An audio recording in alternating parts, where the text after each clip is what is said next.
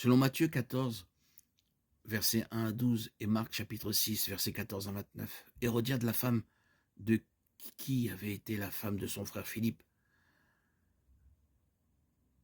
était toujours en vie, et Philippe et Antipas étaient tous deux oncles d'Hérodiade.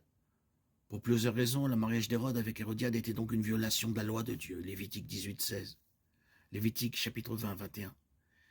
Hérodiade bouillonnait de colère contre Jean-Baptiste parce qu'il osait parler, et pour apaiser sa femme, Hérode fit jeter le prophète en prison.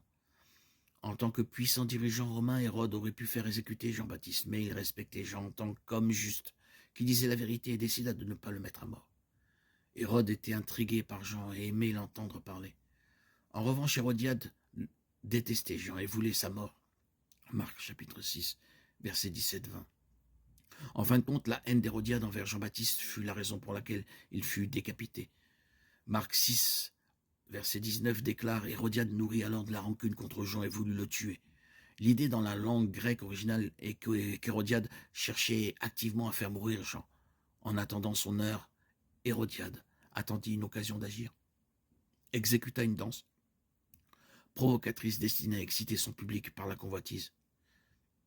La performance de la fille d'Hérodiade plut beaucoup au roi et à ses invités.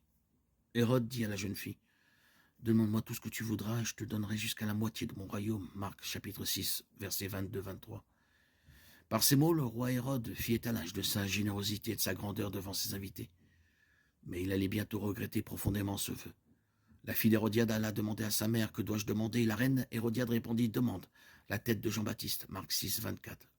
Sans hésiter, la jeune fille se précipita vers Hérode et lui dit « Je veux que tu me donnes tout de suite la tête de Jean-Baptiste sur un plat. » De toute évidence, sa cruauté était à la hauteur de celle de sa mère, incapable de revenir sur son serment prononcé à la hâte. Le roi exauça le souhait de la jeune fille. Il envoya son bourreau à la prison où Jean-Baptiste avait été décapité.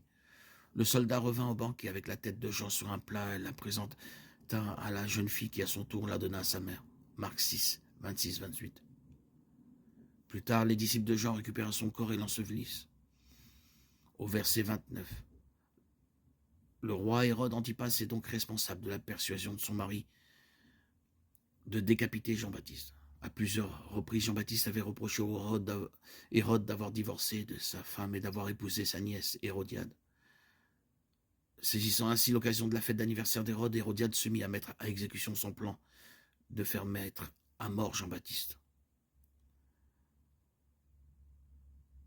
Donc, Jean-Baptiste fut décapité pour satisfaire la haine sanguinaire d'Hérodiade.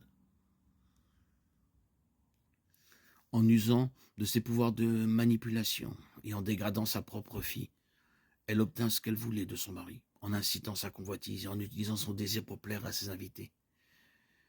Elle réussit donc à faire taire son critique, du moins en apparence. Plus tard, le roi Hérode fut troublé par sa conscience coupable, et lorsqu'il entendit parler des miracles de Jésus-Christ, il s'inquiéta que Jésus soit en fait Jean-Baptiste, ressuscité des morts. Marc, chapitre 6, 14, 16. Le roi Hérode l'apprit car le nom de Jésus était devenu célèbre. Les uns disaient Jean-Baptiste est ressuscité des morts, c'est pour cela qu'il fait des miracles.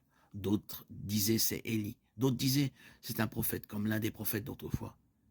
Mais Hérode ayant compris cela dit Jean que j'ai fait décapiter est ressuscité.